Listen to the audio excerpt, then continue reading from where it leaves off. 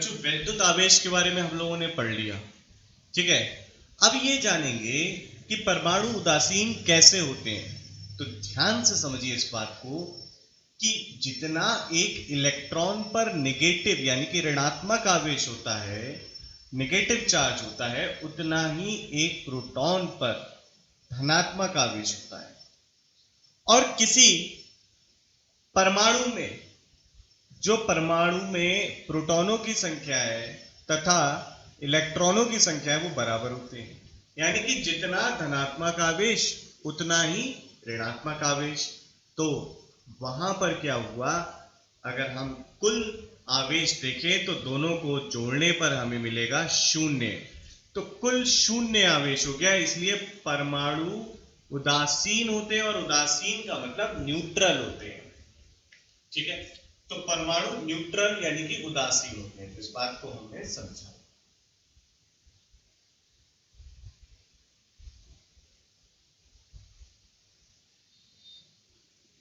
क्या रीजन है परमाणु उदासीन होने का?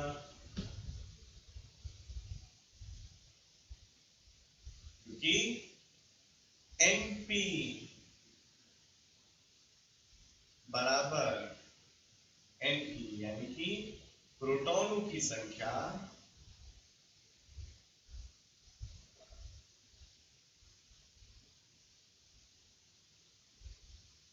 बराबर होती है इलेक्ट्रॉनों की संख्या की।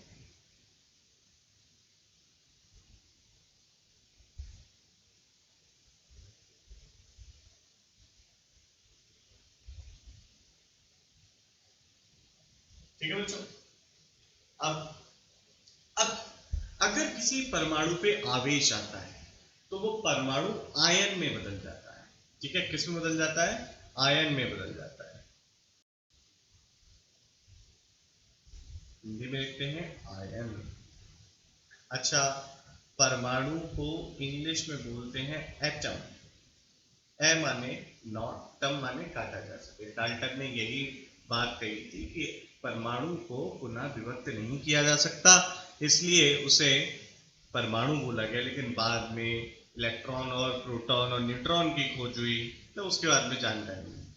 अब बच्चों ध्यान से समझना कि इलेक्ट्रॉन तो बाहर नाभिक के चक्कर लगा रहे होते हैं और प्रोटॉन होते हैं नाभिक के अंदर। नाभिक एक बहुत छोटा सा आकार होता है, नाभिक का बहुत छोटा सा आकार, मतलब फुटबॉल के मैदान के बीच में एक सुई की नोक रख दें तो उतना ही अनुपात रहता है कक्षा तथा नाभिक के त्रिज्या में।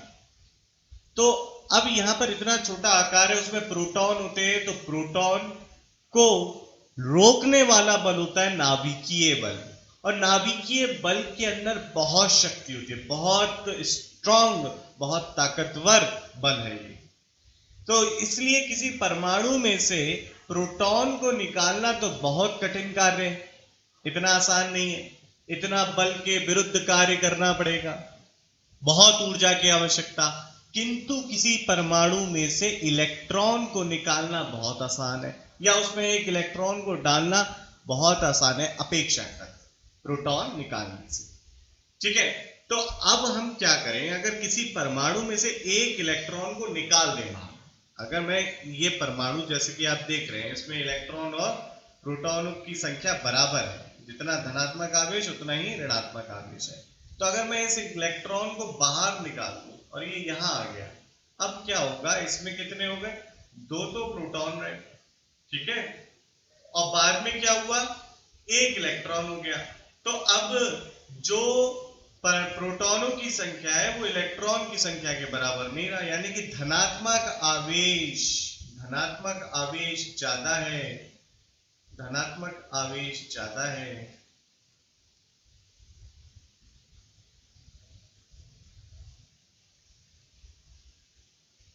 ज्यादा है ऋणात्मक आवेश से।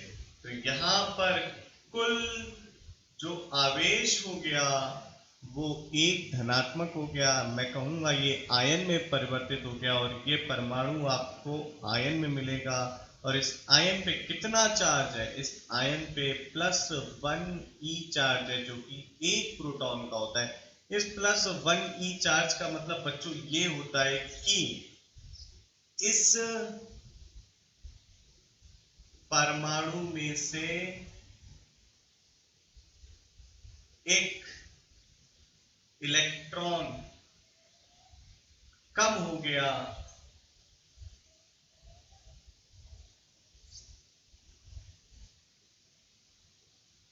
तथा यह आयन में बदल चुका है।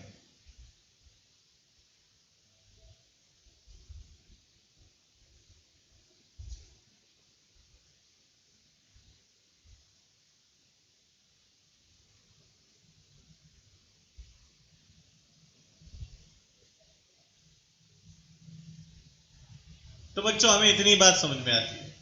पहली बात, परमाणु उदासीन क्यों होते हैं। दूसरी बात कि परमाणु पे आवेश कैसा आता है। अब अगर मैं परमाणु में बाहर से एक इलेक्ट्रॉन डाल दूं तो प्रोटॉनों की संख्या तो उतनी ही रही, धनात्मक आवेश तो उतना ही रहा, लेकिन एक इलेक्ट्रॉन ज्यादा हो गया तो यहां पर एक ऋणात्मक आवेश बढ़ गया।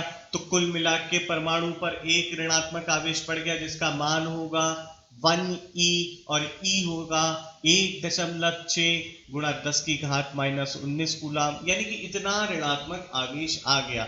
अगर मैं इसी परमाणु में 2 इलेक्ट्रॉन डाल दूं तो क्या होगा। अगर मैं इस परमाणु में 2 इलेक्ट्रॉन डाल दूं तो यह आयन में परिवर्तित हो जाएगा और उस आयन पे जो आवेश होगा वो -2e होगा। इस बात का मतलब ये होता है कि इस आयन के अंदर जितने प्रोटॉनों की संख्या है उससे 2 ज्यादा इलेक्ट्रॉन हैं। तो कुल मिला के ये बात हुई, यानी कि हम परमाणु को आवेशित या फिर किसी वस्तु पे आवेश कैसे ला पाते हैं। हम उसमें से या तो इलेक्ट्रॉन निकालते हैं तो धनात्मक आवेश आ जाता है, या फिर उसमें इलेक्ट्रॉन डाल देते हैं तो ऋणात्मक आवेश आ जाता है। लेकिन प्रोटॉन को निकालना और डालना संभव नहीं है, क्योंकि उसके लिए हमें अपार ऊर्जा की आवश्यकता है, क्योंकि हमें नाभिकीय बल के विरुद्ध कार्य करना पड़ेगा। तो यहां तक की बातें सब क्लियर है। अब अगर बच्चों मैं अगर किसी परमाणु में मैं इलेक्ट्रॉन डाल रहा हूं तो इलेक्ट्रॉन का भी अपना कुछ द्रव्यमान है, तो वो इतना द्रव्यमान लेके आता है। तो यानी कि अब आयन जो है उसका भार, उसका द्रव्यमान परमाणु से ज्यादा होगा। ध्यान से समझिए इस बात को।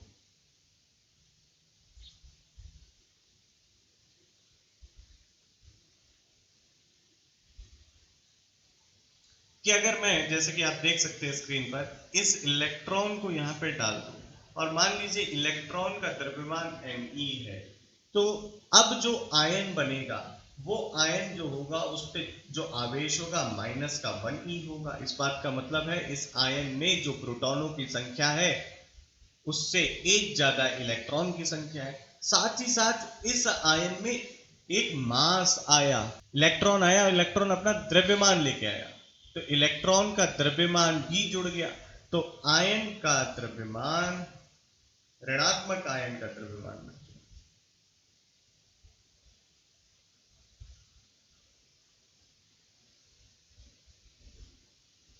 ऋणात्मक आयन का द्रव्यमान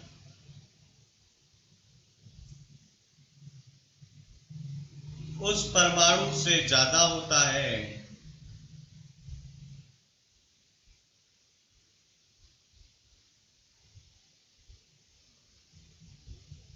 जिससे वह बना होता है।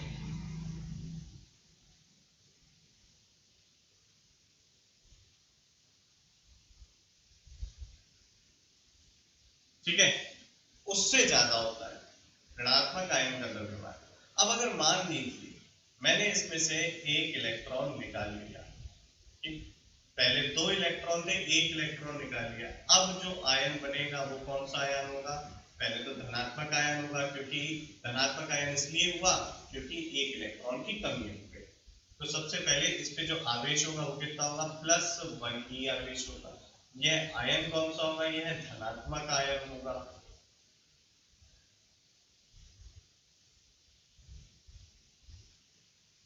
ठीक है बच्चे। अब धनात्मक आयन होगा, एक धनावेश होगा, आवेश कितना होगा, +1.6 इंटू 10⁻⁻19, यानी कि 1.6 गुणा 10⁻⁻19। ठीक है। अब द्रव्यमान आयन का ज्यादा होगा परमाणु से या कम होगा, जरा सोच के बताइए। इलेक्ट्रॉन चला गया, अपना मास लेके चला गया, यानी कि आयन का द्रव्यमान कम होगा उस परमाणु से जिससे यह बना है। ठीक है,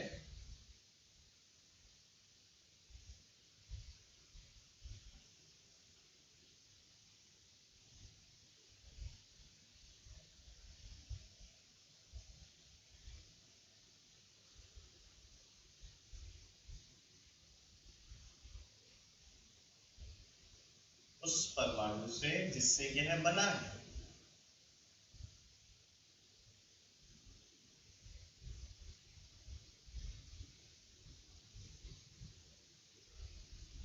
ठीक है बच्चों, है ना आसान, बहुत आसान है समझने में, कोई जरूरत नहीं है कहीं भी भागने की, बस यही पढ़ना है, सब कुछ पढ़ना है। ठीक, तो यानी कि इलेक्ट्रॉनों के आदान प्रदान से परमाणु पे आवेश आता है। अब हम तुम सब बच्चों किससे मिलके बने, परमाणुओं से मिलके बने, यानी कि कोई वस्तु अगर आवेशित होती है तो या तो उसमें इलेक्ट्रॉन आए तो ऋणावेशित हो जाती है, यानी कि नेगेटिवली चार्ज हो जाती है, या फिर उसमें से इलेक्ट्रॉन चले गए तो फिर धनात्मक आवेश आ जाता है, धनावेशित हो जाती है, या फिर पॉजिटिवली चार्ज हो जाती है।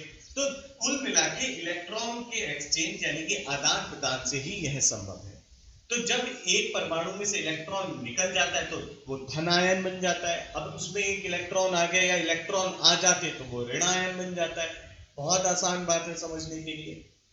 आगे की चर्चा क्या है, आगे की चर्चा ये है कि आवेश के गुण क्या है, आवेश के गुण क्या है, उनके अभिलाक्षणिक गुणधर्म क्या है, इनको जानेंगे, यानी कि हम प्रॉपर्टीज ऑफ चार्ज के बारे में डिस्कस करेंगे।